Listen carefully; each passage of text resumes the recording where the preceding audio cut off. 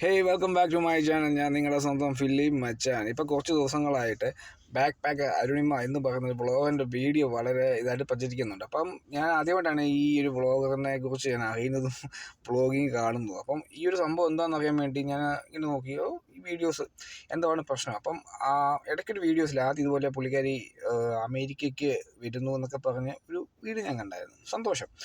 അപ്പം ഇന്നൊരാളുടെ പേരൊക്കെ പറഞ്ഞിട്ട് ആളാണ് പിക്ക് ചെയ്യുന്നത് എന്നൊക്കെ പറഞ്ഞ് അപ്പം അങ്ങനെയൊക്കെ കുറച്ച് വീഡിയോസൊക്കെ ഇറക്കി.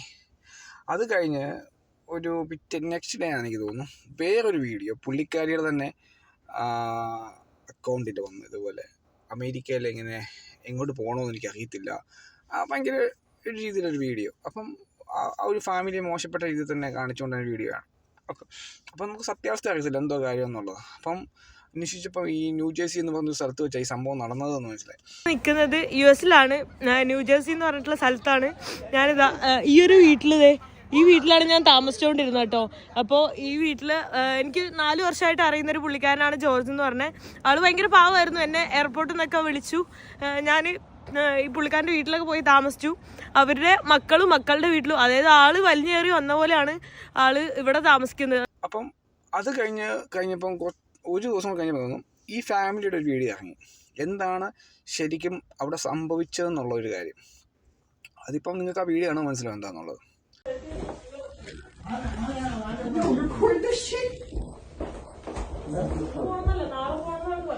നാളെ പോണോന്നല്ലേ പറഞ്ഞേ?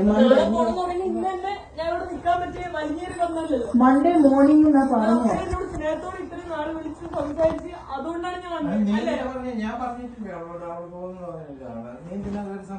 കേറി സംസാരിച്ച എന്റെ അപ്പനും അമ്മയും ഒരു കാര്യം പറയുമ്പോ അത് എന്റെ ഉത്തരവാദിത്തം ചെയ്യാന്. അപ്പച്ച വേണ്ടാത്ത പ്രശ്നം ഇവിടെ ഉണ്ടാക്കില്ല. ഇപ്പൊ പോണോന്ന് ആരും ഇവിടെ പറഞ്ഞില്ല.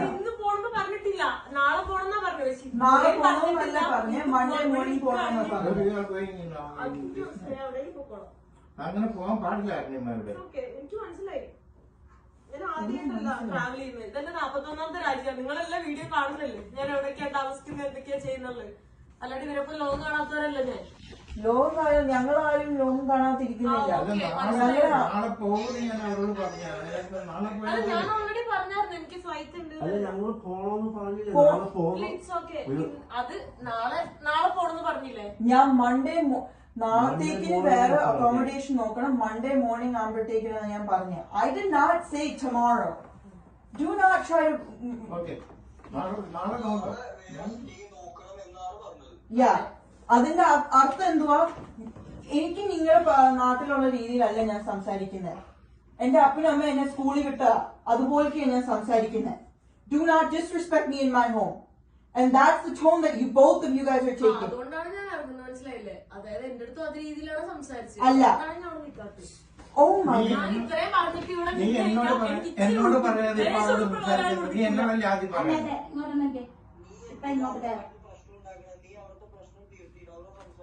ഞാൻ ജസ്റ്റ് ബൈ പറയാൻ വേണ്ടിട്ട് ആളെടുത്ത് സംസാരിച്ചു.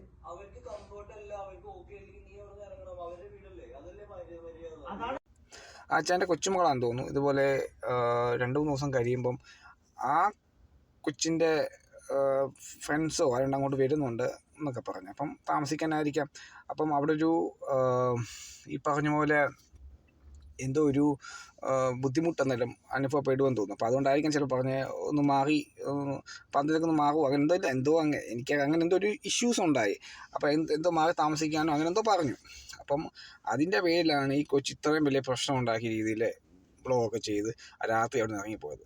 ആ വീഡിയോ കറക്റ്റായിട്ട് പറയുന്നുണ്ട് രാത്രി ഇറങ്ങി പോകാൻ പറയുന്നില്ല എന്നുള്ളത്. കാരണം ഇതിപ്പോൾ ഒരു അമേരിക്ക എന്നൊരു സ്ഥലത്ത് ഇങ്ങനെ വന്നിട്ട് ഇപ്പം ഞാനിപ്പോൾ ഒരാളെ താമസിച്ച് കഴിഞ്ഞാൽ ആ ആളിന് എന്തെങ്കിലും സംഭവിച്ചു കഴിഞ്ഞാൽ അത് എൻ്റെ പിടലേക്ക് ഇരിക്കും. മനസ്സിലായോ? ഇപ്പം നാട്ടിൽ പോകുന്ന പോലെ അങ്ങ് തോന്നുന്ന പോലെ ഇറങ്ങി അങ്ങ് പോവുക. ആ തോന്നുന്ന പോലെ വീഴാൻ തോന്നുക പോവുക.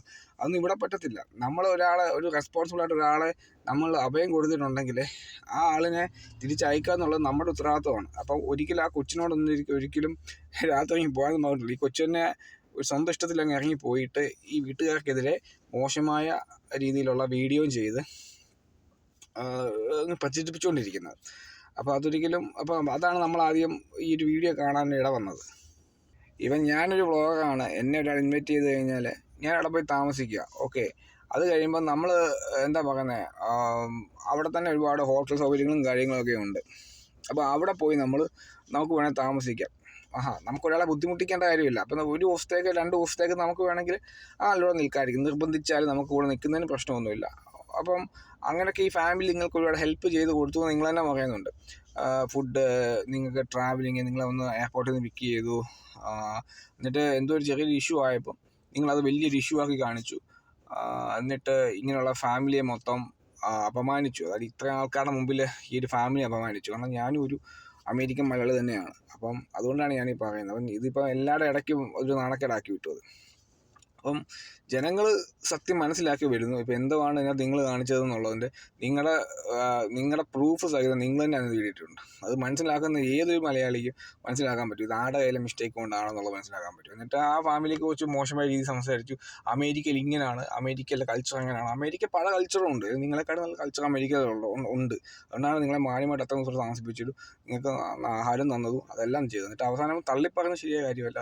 നമ്മൾ മനസ്സിലാക്കണം എന്താണെന്നുള്ള സത്യം എന്താണെന്ന് മനസ്സിലാക്കണം. അതായത് കുറച്ച് സബ്സ്ക്രൈബർ കൂടാൻ വേണ്ടിയും കുറച്ച് റീച്ച് കിട്ടാൻ വേണ്ടി ഒരു വീഡിയോ ചെയ്യുമ്പോൾ നമ്മളത് പല രീതിയിലുള്ള ആൾക്കാരെ ബുദ്ധിമുട്ടിച്ചിട്ടും ഇങ്ങനെ തെറി വിളിച്ചിട്ടും അല്ല അത് ചെയ്യേണ്ടത്. അതായത് നിങ്ങൾ മനസ്സിലാക്കിയാൽ നിങ്ങൾക്ക് കൊള്ളാം.